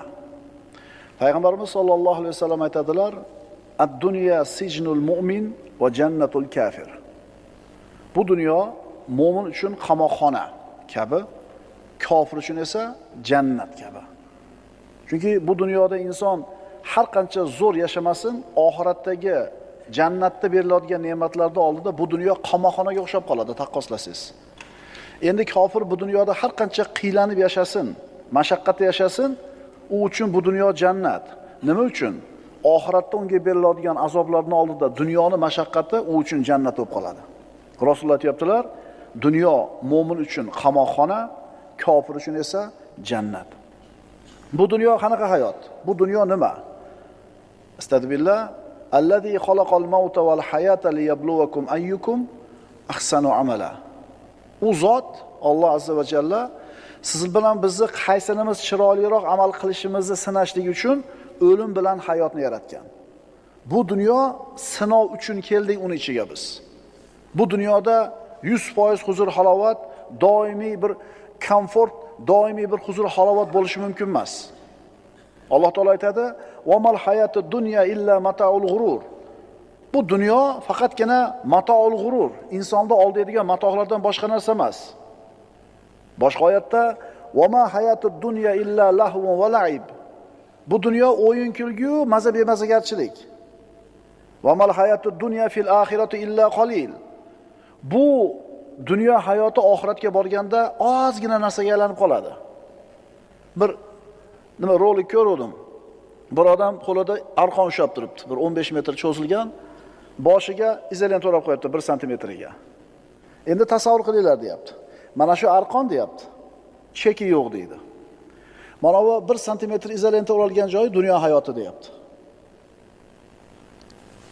Oxiratda tasavvur qilishinglar uchun shu narsaga deydi fikr qilinglar, deydi. Necha million kilometrli ip bo'lsa, u yog'i oxirat hayoti, boshidagi 1 santimetr izolentasi dunyo hayoti, deyapti. Shuning uchun Alloh taolo aytayapti: "Va mal hayatud dunya fil oxirati illa qalil." Bu dunyo hayoti oxiratda oldin ozgina bo'lib qoladi. 1000 yillab yashagan kofirlarga qiyomatga borganda, do'zaxda kuyayotganda qancha kun dunyoda turdinglar? Dunyoda qancha turdinglar desa, bir kun yo yarim kun. Fasalil addin yozib turgan farishtalaringdan so'ra deydi. Demak, mana shu vaqtincha ozgina bo'lgan hayotda siz bilan biz atrofimizda bo'layotgan ishlardan norozi bo'lib jazavaga tushamiz. Hayotni boricha qabul qilishlikka e'tibor bermaymiz. Hammani o'zimiz xohlagandek bizga yoqadigan bo'lishini xohlaymiz. Bugungi mavzuyimiz hayotni boricha qabul qil. Fama mataul hayati dunya fil akhirati illa qalil. Oxiratga borganda bu dunyoning matohi juda ham ozgina narsa bo'lib qoladi. Ozgina sabr qilaylik, tugaydi. Bu dunyo qanaqa joy? Qiyinchilik, mashaqqatlarning koni, g'am tashvishlarning makoni, lazzatlarni ketkizuvchi o'rin, tinimsiz tuslanib turadigan, ko'ngilsizlarga to'la, yo'li mashaqqatli bo'lgan bu dunyoki, sen bilan men birodar mana shu dunyoning g'am tashvishidan siqilib bo'g'ilib yuribmiz. Shuning uchun dunyoni boricha qabul qil. Hayotning mashaqqatlariga qayg'urma. Zero u shunday yaratilgan. Bu hayotning asli mashaqqat, charchoq, shodlik vaqtincha, xursandchilik noyob. Alloh azza va jalla o'zining do'stlariga bu dunyoda doimiy huzur halovat bo'lishini xohlamadi. Ha, mo'min odamga ham dunyoda yengilchilik, xursandchilik, quvonch bor. Lekin bu doimiy bo'lmaydi-da. Agar bu dunyo azob, uqubat hovlisi bo'lmagan edi, bu dunyoda g'am, dard, og'riqlar bo'lmas edi. Payg'ambarlar bu dunyoda hech qanaqa mashaqqat chekishmagan bo'lar edi. Payg'ambarlar nochor hayot kechirmagan bo'lar edi. Odam alayhissalom yerga tushgan kunidan boshlab qancha yil umr ko'rgan bo'lsa, mehnat, mashaqqat bilan o'tdi. Nuh alayhissalom qavmidan faqat ozor, aziyat, masxaralar, yolg'onchilarga chiqarilishlik. E'tibor beringlar, bu Allohning do'stlari. Ibrohim alayhissalom o'tga uloqtirishdi. O'g'lini so'yishlik uchun yerga yotqizdi. Yoqub alayhissalom o'g'lidan ajrab, ikkala ko'zi yig'lab ko'r bo'ldi. Yusuf alayhissalom quduqqa tashlandi. Keyin qamoqqa tushdi tuhmatlarga qolib. Zakariya alayhissalomni qatl qilishdi. Yahyo alayhissalomni boshini olishdi. Qo'yingki, Allohning valilariga shunaqa hayot bo'lgandan keyin siz bilan biz bu dunyoda nimani kutishligimiz kerak? Hayotni qarasangiz, birodar, xotinmi, farzandmi, do'stmi, uymi, mahallami, qo'shnimi, mansabmi borki, albatta shularning ichida seni ko'nglinga yoqmaydigan narsa bor. Ko'chang keng, asfalt chataq. Asfalt tekis, mashinalar tez yurib beryapti. Qarangda, bir narsa bor-da, mashinang chiroyli, rasxoti ko'p. Mashinaning rasxoti oz, lekin taqir-tuqur. Ya'ni albatta nimadir bor, sizni ko'nglingizni nima qiladigan, g'ijil qiladigan. Xullas, tabiini xira qiladigan narsa albatta topilib turadi. Bu dunyoni, birodarlar, yomonliklarining olovi bor. Yana bu dunyoni yaxshilik yomg'irlari ham bor. Ana shu yaxshilik yomg'irlari bilan yomonlik olovlarini sovutib o'chirib olgan. Shunda najot topasan. Yomoniga qaraversang, siqilib bo'g'ilaverasan. Yaxshisini ham ko'rishni o'rgan. Hayotni boricha qabul qil. Ob-havo aynasa nima qilasiz? Siqilib bo'g'ilasizmi? Chiqasiz, ob-havoga qaraysiz, issiq kiyimingizni kiyasiz, zontingizni ko'tarasiz, indamay chiqib ketaverasiz. Mana shu ob-havoni boricha qabul qilish. Nimaga u haqida siqilib bo'g'ilmaysiz? Chunki o'zgartira olmaysizda. Xuddi shunga o'xshagandek, hayotda birodar, siz o'zgartira olmaydigan, siz ta'sir o'tkaza olmaydigan narsalar bor. Ularni boricha qabul qilishni o'rganing. Do'stingiz qaysar, xotiningiz ivirsiganroq, farzandingiz bir fe'li bor. Nima qilasiz endi shunaqa qilib yaratib qo'ygan ekan? Umringizni oxirigacha kurashib o'tasizmi yo ko'nikib qo'yasizmi? Atrofingizdagi odamlar, ularni ham boricha qabul qilishni o'rganing, birodar.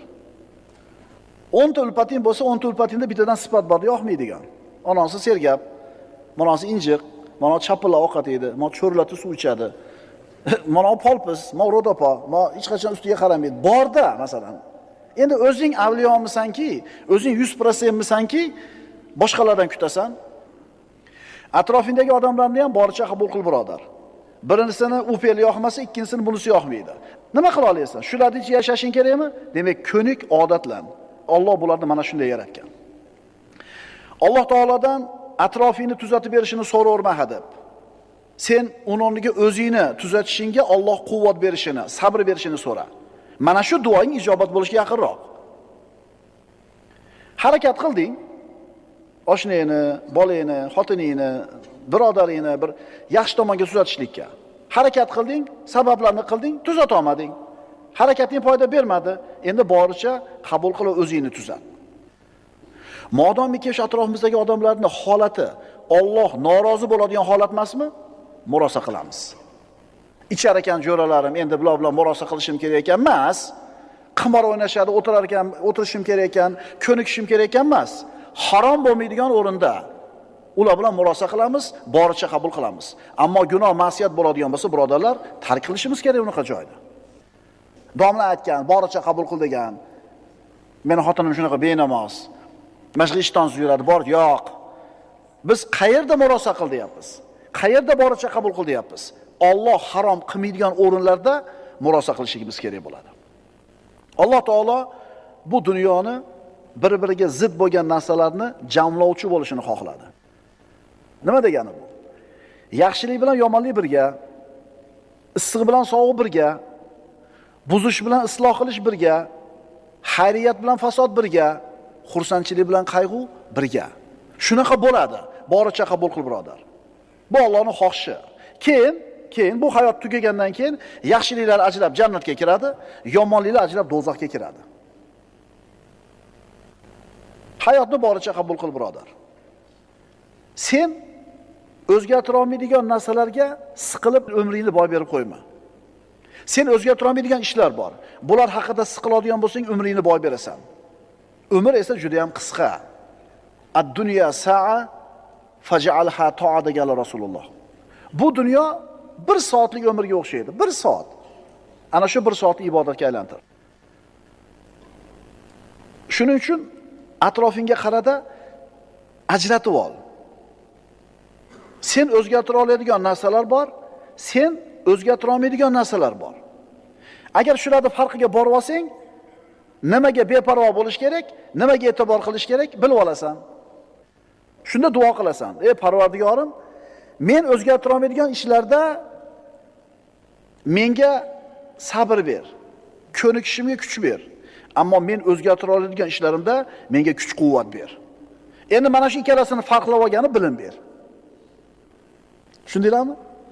Men o'zgartira oladigan ishlarda kuch-quvvat ber. Men o'zgartira olmaydigan ishlarda menga sabr qanoat ber. Endi shu ikkalasini farqiga borib olish uchun menga ma'rifat ber. Yaxshi duo ekanmi? Hayotni boricha qabul qil. Gohida o'zimiz injiqligimiz, fe'limizni torligi tufayli atrofimizdagi narsalarga ko'nishga qiylanamiz. O'zi aslida ko'nishsa bo'ladi, shungacha o'lib qolmaymiz. To'g'rimi? Istenda o'zingizda nimaga injiqligingiz bor? Uyingizda. Ha, domla qasinasini aytay. Masjidda yuribman shu xotinda xotin qilib. Ha, o'shuning uchun oilangiz oila. Siz otangiz, eningiz yashagan bo'lsa 50 yil, 60 yil birga, ular bir-biriga chidagan, bir-biriga ko'zini yumgan, shuning uchun oila qilgan. O'zi o'lib qolmaymiz. Shuning uchun o'zimizni tuzatishni xohlamaganligimiz uchun atrofimizni tuzatib ber deb so'raymiz Allohdan. Aslida birodarlar, o'sha sizni ko'nglingizga yoqmayotgan ayrim holatlar siz o'zingizni tuzatib olishligingiz uchun berilmadimikin sizga? Savol tushundinglarmi? Sizni ko'nglingizga yoqmayotgan, siz ko'nika olmayotgan ayrim ishlar, muboh ishlar. Siz shu injilligingizni tuzatib olsin deb turib Alloh taolo dori qilib bermadimikin? Hadis sharifda payg'ambarimiz sollallohu alayhi vasallam aytadilar: "Ad-dunya mal'unatun." Dunyo la'natlangandir. Mal'unun ma fiha. Dunyodagi narsalar ham la'natlangan, mal'un. Faqat Allohning zikri, unga yaqin bo'lgan narsalar mustasno. Yana olim mustasno, mutaallim ham mustasno. Dunyoda bandani Allohdan uzoqlashtirib qo'yadigan narsalar ko'p. Dunyo o'zi Allohdan bandalarni uzoqlashtirib qo'yadi. Shuning uchun la'nati deyapti. Shuning uchun mal'un deyilyapti.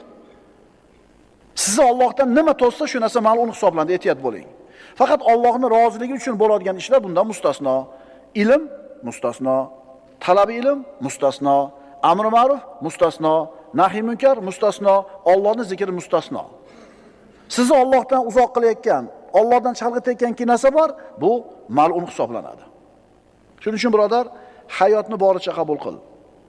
Xayollarga berilma, orzular dunyosida yashama. Shu dunyoda yashashga o'zingni ko'ndir. Issiq sovuqga chidashga o'rgat. Bu dunyoda doimo vafodor do'st topilavermaydi. Doim ko'ngli yoqadigan ish topilavermaydi. Chunki bekami ko'z mukammal bo'lish bu dunyoda sifat emas, birodarlar. Bir kam dunyo. U mukammallik naryoqda bo'ladi. Ideallik naryoqda bo'ladi, jannatda bo'ladi. Shuning uchun dunyoni boricha qabul qil. Sen o'zgartira olmaysanmi? Boricha qabul qilib qo'y. Alloh taolo aytadi, astagfirullah, "Va ma aktharun nasi walau harasta bimu'minin." Garchi siz deydi, ey Muhammad alayhisalom, juda ham qattiq xolasiz ham odamlarning ko'pi mo'min bo'lmaydi. Boricha qabul qilavering. Siz da'vatni qiling, Alloh hidoyat nasib qilganlar hidoyatga keladi, qolgani ketaveradi. Birodarlar, Alloh taolo Odam alayhisalomga nima dedi? Farzandlaringdan do'zax haqini ajratib qo'y dedi. Parvardigor, meni farzandlarimdan, odam zurriyotidan do'zax haqqi nima deganida, 1000 ta farzandingdan 999 tasi do'zaxga tushadi, bittasi jannatga kiradi dedi. Va ma aktharun nasi walau harasta bimu'minin. Ey Muhammad alayhisalom, har qancha haris bo'lmang, odamlarning ko'pi musulmon bo'lmaydi deyapti. Muhammad alayhisalom da'vat qilsa ham bo'lmaydi. Shuning uchun Muhammad alayhisalomga Alloh shunday taskin beradi. Boricha qabul qilib qo'ying. Demak, odamlarda bori shu. Nima qilasiz endi? Shuncha narsani aytsam ham, shuncha tushuntirsam ham, yana shuni aql deylarmi? Chiqib ketaverasizlarmi 8 rakatda demaymiz. Domlalarga tavsiyada birinchi, birodar, agar sen Buxoriy bo'lib masala qilganda ham 10 rakatda chiqib ketadi. Agar sen Abu Hanifa bo'lganda ham chiqib ketadigan chiqib ketaveradi. Hayotni boricha qabul qil. O'zgartirish qo'lingdan keladigan narsaga harakat qil. Bo'lmadimi, bo'pti, bori shu ekan deb qo'yib ketaver. Ma'qulmi? Odamlarni boricha qabul qil. Urinib ko'rding tarbiyalashga, har qancha bo'lsa kechirib ko'rding, imkon boricha berding hamma sharoitni, baribir o'zgarmadimi? Tamom. Demak, bu odamni yetib kelgan joyi shu ekan. Bo'lgani shu ekan deb joning tinadi. Endi shunga yarasha muomala qilaversan. Ko'p ham suyana olmaysan, ko'p ham bir vazifani bera olmaysan, shu bori shu ekan. Nima qilamiz endi? Bo'lgani shu ekanda. Qiymati shu ekan. Ulamolar aytadi, insonning qiymati, qadri uning himmati va xohishiga qarab belgilanadi. Hakimlardan biri aytadi, menga kishining maqsadi nima ekanini ayting, men sizga uni kimligini aytib beraman. Chumchuq bo'lib yaralgan qush burgutdaga parvoz qila olmaydi. Sudralish uchun yaralgan jonivor parvozga yaramaydi.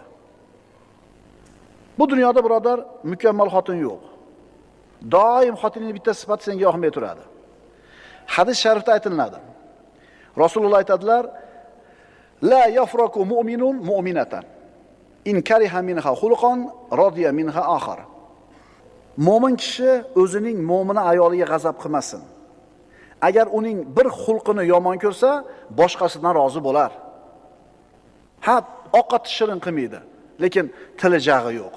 O'sha narsadan xursand bo'lib ketavering. Yoki tili jag'i zahar, ammo choqqon, uyni pazanda tutadi. Borda, to'g'rimi? Bitta yoqmaydigan sifati bormi? Yaxshi sifatiga qarab turib, uni ko'zingizni yumib qo'yavering. Chunki u xotin ham sizni xuddi shunaqa muomala qilyapti sizga. Birodar, hayotni boricha qabul qil. Qaytarib aytyapmiz. Sen harakat qilding o'zgartirishga, bo'lmadimi? Endi buni boricha qabul qilib qo'yar. Modomiki shu ish nima bo'lmasa, gunoh bo'lmasa. Payg'ambarimizga ovqat olib kelib berishdi. Rasululloh oldilar, kimdan dedi? Payg'ambarimiz kimdan bu dedilar? Falonchi ayolingizdan deyishdi.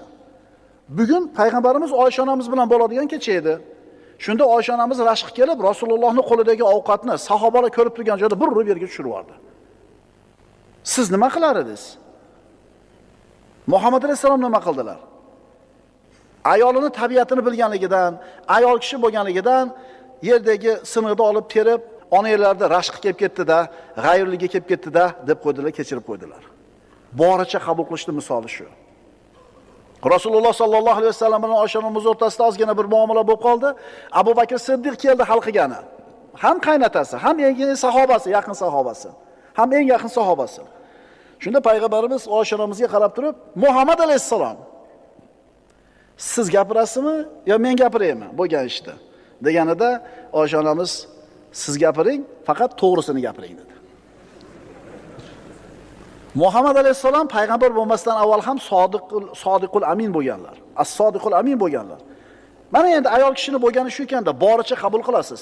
Lekin payg'ambarimiz duo qilganlar, alhamdulillah, Alloh taolo meni Oyshaning muhabbati bilan rizqlantirdi deganlar. Bugun bor zo'r gapirasizlar xotinlarga.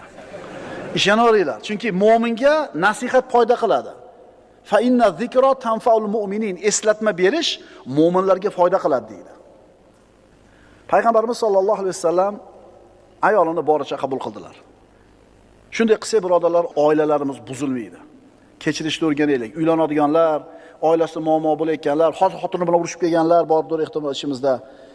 Mana shu ko'zni yumasiz, kechirasiz, boricha qabul qilasiz, hayot, oila turadi. Kimi uydan o'tmagan janjal, kimi uydan o'tmagan. Shunday ekan, birodarlar, to'g'rilaymiz, kechiramiz, moslashamiz, oliyjanob bo'lamiz.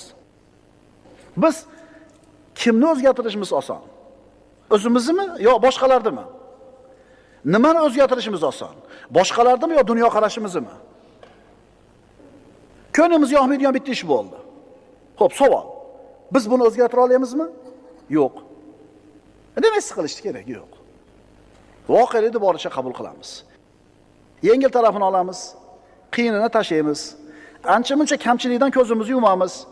Xato kamchiliklarni avf qilamiz. Ba'zi narsalarga ko'zimizni yumib parvo qilmay qo'yamiz. Bo'pti endi, hech narsa emas. Mana shu eng to'g'ri yo'l, birodar. Sen o'zing mukammalmisanki, atrofdagilardan mukammallikni talab qilgani. Sen nimalarni o'zgartira olmaysan, birodar? O'ylanib ko'r. Ob-havoni o'zgartira olmaysan, boricha qabul qil. Odamlarning fe'lini o'zgartira olmaysan, boricha qabul qil. Odamlarning tabiatini o'zgartira olmaysan, boricha qabul qil. Alloh taolaning bu koinotga qo'ygan sunnatlarni o'zgartira olmaysan, boricha qabul qil. Sen o'zgartira olmaydigan narsalaringga siqilib umringni boy berib qo'yma. Ularni boricha qabul qilda, oldinga intilaver. Chunki hayot juda ham qisqa. Agar birodar sen bilan men ham ustimizga kelayotgan qiyin, mashaqqatli kunlarga sabr qilmasak, sabrdan boshqa nima qila olamiz? Bundan boshqa qanaqa yo'l bor? Sabr qilish esa, birodar, aniq bilginki, Alloh taolo bilan birga bo'lsak oson bo'ladi. Alloh taologa bo'lgan iymoning bilan seni sabring komil bo'ladi. Haqiqiy sabr banda bu mo'min banda bo'ladi. Iymoni qancha komil bo'lgan sari kishining sabri ham, sabrligi ham shuncha komil bo'ladi. Astagfirullah. Wasbir va ma sabruka illa billah. Alloh taolo aytadi, sabr toqat qiling. Yolg'iz Alloh yordami bilangina sabr qilishga qodir bo'lursiz. Mana aytdik, Allohga iymoni komil insonni sabri ham komil bo'ladi. Sabr nima edi o'zi? Sabr shikoyat qilmasdan yashashlik. Sabr degani shikoyat qilmaslik. Alloh bergan kunga rozi bo'lishlik. Alloh bergan kunga qanoat qilishlik. Chunki sizga yoqmayotgan shu kun bundan bettarroq bo'lishi mumkin edi. Mana shu narsani o'ylang, shukr qiling, rozi bo'ling. Inson Alloh bilan birga bo'lar ekan, sabrli bo'lishligi oson bo'ladi. Sabr, birodarlar, insonni baxtga, saodatga olib boradigan muhim sabablardan bittasi. Sababga birodarlar har kuni muhtojmiz. Har lahzada muhtojmiz. Eng katta sabr Allohning sabri. Eng katta sabrni Alloh taolo qiladi. Rasululloh sollallohu alayhi vasallam aytadilar, hech bir kishi eshitgan musibatiga Allohdan ko'ra sabrliroq emas. Kofirlar Allohning xotini bor deyishdi. Bolasi bor deyishdi. Allohni haqorat qilishdi. Alloh sabr qildi bunga. Sabr qildi, ularning rizqlarini qoldirmasdan ato qilaverdi. Demak, birodarlar, sabr qilishlik bu mo'minda topiladigan eng ulug' sifatlardan. Hammamiz bilgan Asr surasi. val asr innal insana lafi khusr. Robbimiz subhanahu va taolo aytayaptiki, asrga qasamki, inson zoti bor, dunyoga kelibdi, ziyonga kiribdi. Qasam bilan aytayapti. Dunyoga kirding, ziyonga kirding. Faqatgina 4 ta sifat egalari bu ziyondan omonda. Iymon, solih amal, bir-birini haqqa chaqirish va oxirgisi sabr. Chunki siz iymoningiz bo'lsa, solih amalingiz bo'lsa, bir-biringizni haqqa chaqirsangiz-u, ammo mana shu ishlarning yo'lida keladigan mashaqqatga sabr qilmaydigan bo'lsangiz, bu amallar foyda bermay qoladi. Sabr birodar oxirgisi. Buyuklarning hayotiga qaraydigan bo'lsangiz, ularning hayoti xuddi ana shu balo, musibatlar musobaqalashadigan bir maydonga o'xshaydi. Bitta balo, bitta musibat ketmasdan turib ikkinchisi bostirib kelgan. Bular o'zlariga sabrni qalqon qilib olishdi, Allohga bo'lgan ishonch bilan o'zini himoyalashdi. Ulug' insonlarning yo'li shunday edi. Qiyinchiliklarni yengishgan, mushkullarni yerga tashlashgan, shu bilan g'olib bo'lishgan. Astagfirullah. Wasbir ala ma asabaka inna zalika min azmil umur. Sizga yetgan balolarga sabr qiling. Albatta mana shu ishlarning maqsadga muvofiqroqidir. Eng ulug' ishlardan bittasi. Ustingga bir qiyinchilik kelsa birodar, musibat kelsa, ishing fasobrun jamil deyish. Yusuf alayhisalomni bo'ri yeb ketdi deb akalari Yaqub alayhisalomga yolg'on xabardor berishdi. Yaqub alayhisalom nima dedi? Fasobrun jamil. Vallohul musta'anu ala ma tasifun. Endi meni ishim chiroyli sabr qilish, sizlar aytayotgan ishda menga Alloh taolo o'zi nima bo'lsin, yordamchi bo'lsin. Endi nima qila oladi? Endi nima qiladi? Sabr qiladi. Sen ham birodar, meni ishim chiroyli sabr deganda ishingni davom etkazaver, sabringda davomiy bo'l. Va yana qaytarib aytamiz, seni sabr toqat qilishliging Allohning yordami bilan bo'ladi. Parvardigor sabr qilishlikka quvvat ber, rozi bo'lishlikka, qanoatli bo'lishlikka o'zing quvvat ber deb Alloh taologa duo qil. Fasobrun jamil vallohul musta'anu ala ma tasifun. Fasbir sobran jamila. Bas chiroyli sabr bilan sabr toqat qiling. Mana endi chiroyli sabr qanaqa bo'ladi? O'ylab ko'rganmisizlar? Chiroyli sabr qanaqa bo'ladi? Indamay chizi qo'yib turishmi? Yo odamlarga borib shikoyat qilishmi? Chiroyli sabr qanaqa bo'ladi?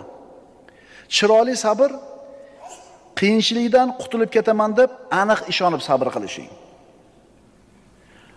Bu ishni oxiri albatta yaxshilik bilan tugaydi deb ishonib sabr qilishing. Shu musibatga sabr qilsam, ajrga ega bo'laman deb aniq ishonib sabr qilishing. Shu musibatga sabr qilsam, gunohlarimga kafforat bo'ladi deb aniq ishonib sabr qilishing. Mana shu sabr chiroyli sabr deyiladi. Qiyinchilik birodar har qancha katta bo'lib kelsin, yo'ling qancha torayib ketmasin, baribir g'alaba sabr bilan birga bo'ladi. Sabr bilan birga bo'ladi. Inna ma'al usri yusra. Har bitta mashaqqat bilan birga bir qancha yengillik bo'ladi.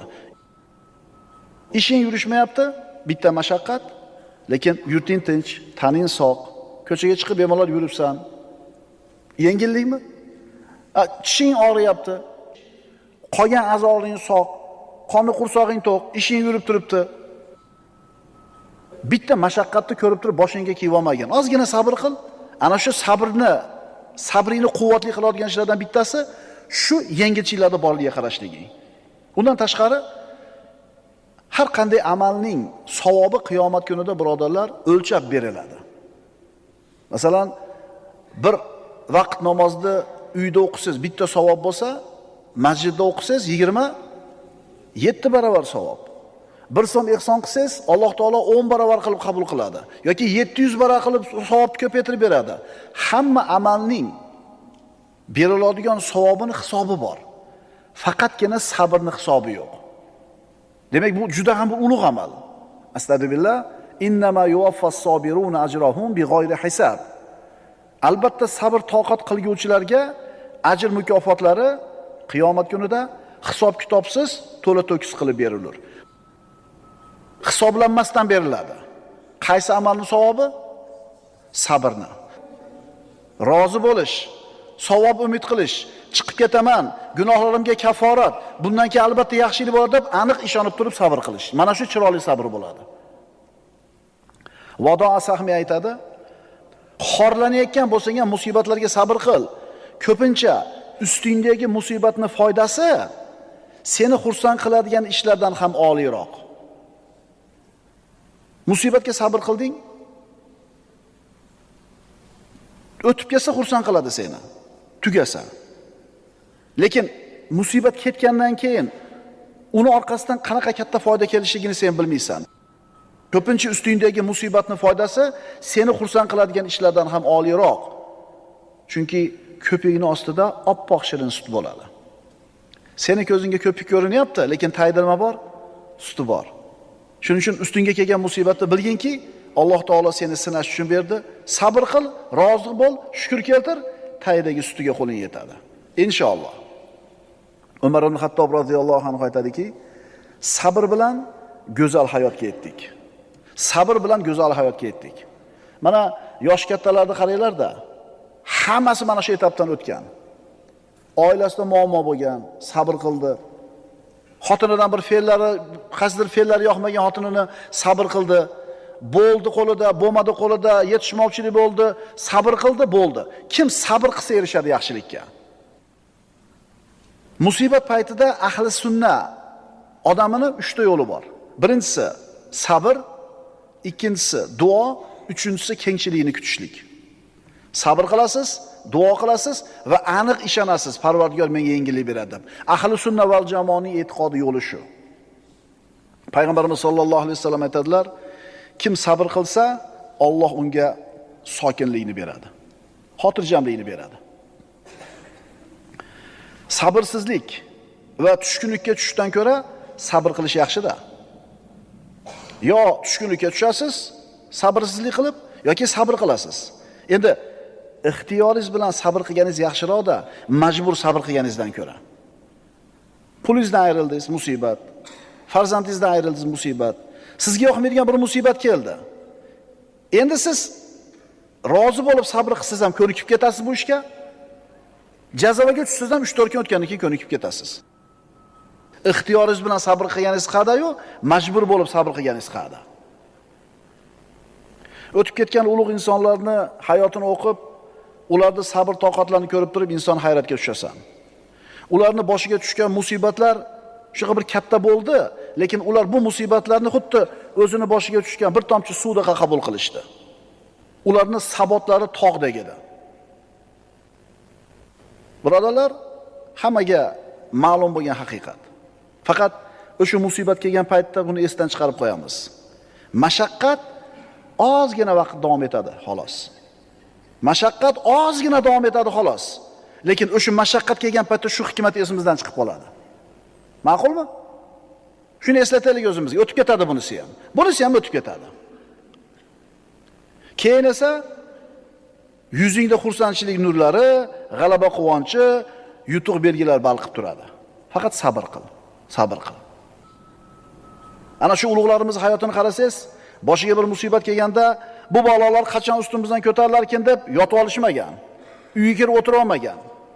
Ana shu mashaqqatlarga qarshi sabr bilan turib kurashgan, osonlikcha bo'yniga yeb qo'ymagan. Sabr birodarlar, yengilliklarni ochadigan kalit. Sabr yengilliklarni ochadigan kalit. Kim sabr qilsa, qadr topadi. Sabrning mukofoti nima? Muvaffaqiyatga erishishlik. Balo o'z yechimi bilan keladi. Agar sabr qilinsa. Balo o'zini yechimi bilan keladi, agar sabr qilinadigan bo'lsa. Donishmandlar aytadi, bitta yomonlik ortidan ko'plar yaxshiliklar bor. Abu Ubayda aytadi, bilginki, senga musibat yetib turgan chog'da senga yetishi mumkin bo'lgan bundan ham kattaroq musibat bor edi. Ustingda bitta musibat turibdimi? Bundan kattaroq musibat kelishi ham mumkin edi. Ana shulardan omonda qolganingni o'ylab shukr qil. Senga ketgan narsani yengil sana. Ha, bo'pti, nima deydi? Motorini ustib berib yubordi. Musibatmi?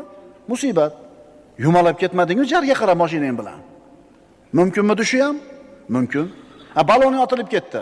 To'xtaguncha chaynab tashladi. Almashtirish kerak. Mashina yumalab ketmadimi? Shuning uchun bir musibat kelgan paytda bundan bettaroq bo'lishi mumkin edi. Bundan kattaroq narsa bo'lishi mumkin edi deganda, shu musibatni ustidan foydadasan sen. Anushirvonni bir hikmatli gapi bor ekan. Juda ham bir ibratlanadigan. Quloq solinglar-da. Anushirvon aytadi. Dunyoning ishlari hammasi ikkiga bo'linadi. Ikkiga bo'linadi. Birinchisi yechimi bor ishlar, ikkinchisi yechimi yo'q ishlar. Yechimi bor ishlar, uni davosi jiddiy jahd bilan harakat qilish. Endi yechimi yo'q ishlar, uni shifosi sabr qilish. Nima qilasiz endi shu ekan endi bor endi. Qilyapsiz, harakat qilyapsiz, bo'lmayapti, nima qilasiz endi? Nima qilasiz endi? Bolangiz mashina minib stolbaga uribdi. Kalitni olib qo'yish kerak edi. Uribdi, endi nima qilasiz? Bolani urasiz. Nima qilasiz endi? Dollar o'ynab ketdi. Sotib olish kerak edi 100 so'm bo'lganida. Mana endi qancha bo'ldi? Bob oldi, endi joyiga shu nima qiladi? Demak, shuni Alloh xohlagan ekan, bo'ldi. Tugadi. Demak, dunyodagi ishlar ikkiga bo'linyapti, birodarlar. Yechimi bor ishlar, yechimi yo'q ishlar. Yechimi bor ishlarni qo'lingizdan kelsa jiddiy jahd bilan harakat qilasiz. Endi yechimi yo'q ishlarga yechim nima ekan? Sabr ekan. Shu formula yetadi bugun bizgachi. Mana hozir yuragingiz siqayotgan ishlar bor edi. Kallangizni g'amga solib turgan narsalar. Buni endi ajratib oling endi. Qaysinisi bu? Hakimlar aytadi, yechimi yo'q mushkullarning yechimi sabr. Yechimi yo'q mushkullarning yechimi sabr.